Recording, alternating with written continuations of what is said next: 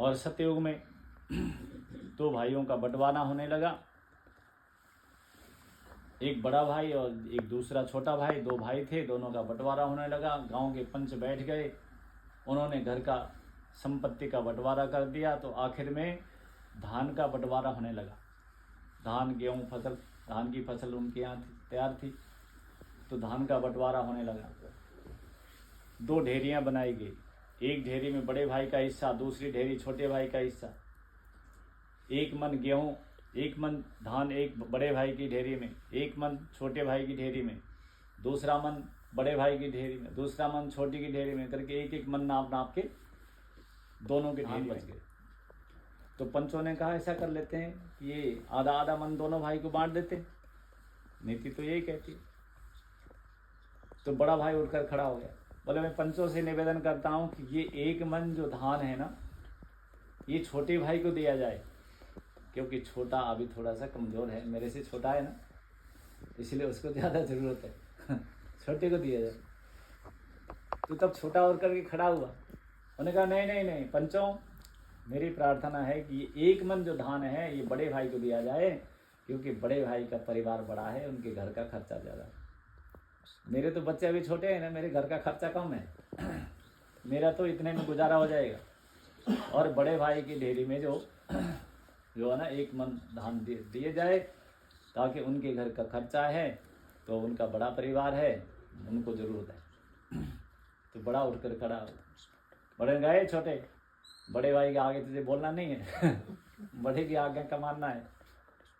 मेरी आज्ञा है एक मन जो धान है ये छोटे भाई की ढेरी में डाल दिया जाए।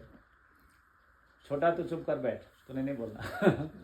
और छोटा तो बैठ गया चुपचाप। पंचों ने कहा कि देखो ये तो दया प्रेम की बात है कि बड़े भाई छोटे से इतना प्रेम कर रहे हैं, ऐसे करो ये जो है ना एक मन धान छोटे की ढेरी में डाल दिया। पंच सब उठ करके चले गए। अब छोटे को बेचारे को नींद नहीं आई, रात को चिंता हुई कि एक मन मुझे ज़रूरत ही नहीं थी, बड़े भाई ने ज़बरदस्ती दे दी और बड़े के आगे बोल भी नहीं सकते। अब उसको नींद नहीं आई तो उसने क्या किया, आधी रात को उठ करके अपनी ढेरी में से एक मन धान ले जाकर बड़े भाई की ढेरी में जाके डाला। तब उसको नींद आई, तो तब वो रात को सोया। तो महाराज ये तो सतयुग की बात है। और फिर जब कलयुग आया, तब कलयुग में दो भाई थे, उनका बंटवारा होने लगा। तो ये जमीन तेरी, ये मेरी, ये आधा घर तेरा, ये आधा घर मेरा, भाने बर्तन सब बंटवारे में हो गए। तो उनके घर में एक ही भैंस रख रखी थी।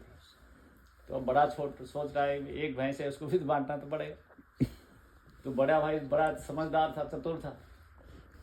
तो उन्होंने कहा देख छोटे, भैंस को आधा आधा बांट लेते, भैंस का आधा आगे का हिस्सा तेरा और पीछे का आधा हिस्सा मेरा। उन्होंने कहा ठीक है जी। तो अब छोटे वाला क्या करता था, आगे का हिस्सा है तो इसे उसको खिलाना पिलाना, उसका जो है ना घास प्रास डाला, पानी पिलाना, सब कुछ करना उसको करता। और शाम होते ही बड़ा भाई जो है ना बाल्टी लेके आता और थोड़ा सा गोबर हटाता और फटाफट दूध निकाल के बाल्टी भर के चला जाता। सुबह हुई और उसने उसका चारा पानी सब उसकी सेवा उसने छोटे ने की और दूध निकाल के बड़ा लेके गया। तो एक कम्बल था और कम्बल का बंटवारा होने लगा। तो बड़ा बोला भैया ऐसा करो, एक कम्बल रात को मैं रख लेता हूँ, दिन में तुम रख दिया। सर्दियों के दिन, जनवरी का महीना। तो रात को बड़ा भाई कम्बल को ले जाके आराम से ओढ़ता, सुबह तय करके छोटे को देता, ले भैया दिन में तू संभाल। और भैंस का दूध भी बड़ा ही पी रहा है और कम्बल भी बड़ा भाई इस रात को ओढ़ता है। दिन में वो बेचारा झाड़ बोझ के सुखा के तो लगा के उसको रखता है। वो तो बड़ा परेशान हुआ कि बड़े भाई ने मेरे साथ अच्छा किया। भी नहीं सोच रहे कि मैं तो ऐसा नहीं कर रहा। मैं तो अभी शादी होने दो। अभी से ही कह रहे हैं अभी शादी होने तो फिर इसका असली पता लगेगा। क्या हाथ जोड़ मुझे मेरा कंबल दे, मुझे मेरा कंबल दे दो। मेरे पास सो जाएगा। जब तेरी बीवी आएगी तो बड़का मारेगी। तेरी बीवी आएगी, हाँ, वो इसकी दिन से लड़ाई बड़े का भला है। तेरी बीवी आएगी तो कौन सा तेरे पास आने हल्दी नहीं देगा। जाएगी। चल भाई भाग तो। हल्दी की पहले आएगी। हाँ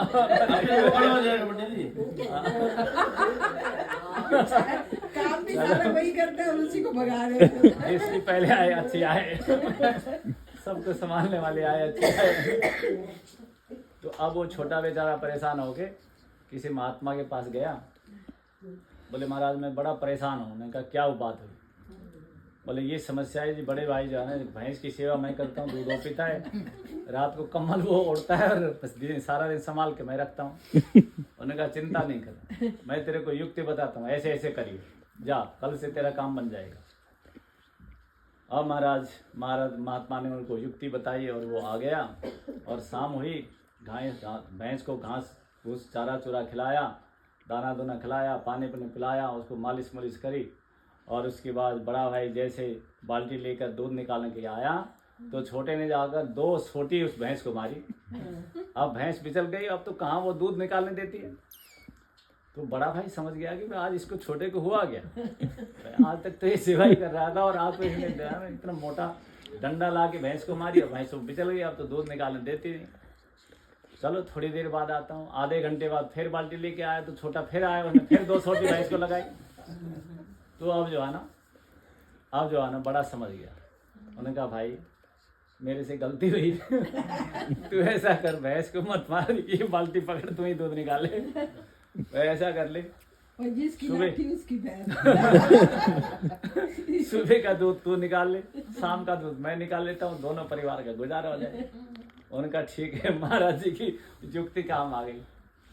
अब महाराज रात को सोए, अगले दिन छोटे को कम्बल दिया संभालने के लिए और फिर शाम हुई तो बड़ा भाई है, भैया वो कम्बल कहाँ है? उन्होंने कहा भैया वो जो है ना, वो पानी का टब है ना, उस टब के अंदर है। तो बड़े ने कहा अरे ये क्या कर दिया? बोले मेरी मर्जी, मैं जो मर्जी करूँ, दिन में तो मेरा काम है ना। और देखा तो वो जो कम्बल तो पानी के टब में जो है ना डूबा हुआ है। अब जो है ना बड़ा समझ गया कि इसको कोई ज्ञानी गुरु मिले तो बड़े ने कहा कि भैया आप कल से इसको पानी में मत डालना, इसको सुखा लेते हैं। ऐसा कर एक रात तुम इसको ओढ़, एक रात मैं ओढ़ लेता हूँ, जब तक दूसरा कमल नहीं आता उसके बाद हम जल्दी करके एक और कमल खरीद लेंगे। फिर अपना जो है ना दोनों का गुजारा हो जाएगा। तो भैया ये सतयुग के लोग कैसे थे और कलयुग आते आते लोगों का कैसा स्वभाव व्यवहार बदल गया। तो कितने लोग सेल्फिश हो गए, कितने लोग स्वार्थी हो गए। तो ऐसा इस युगों का प्रताप है कि समय का प्रताप है। तभी कहते हैं कि समय करे नर क्या करे, समय बड़ा बलवान, भेलन लोटी गोपियां वही अर्जुन वही बाण। सियापति रामचंद्र की जय। विश्राम।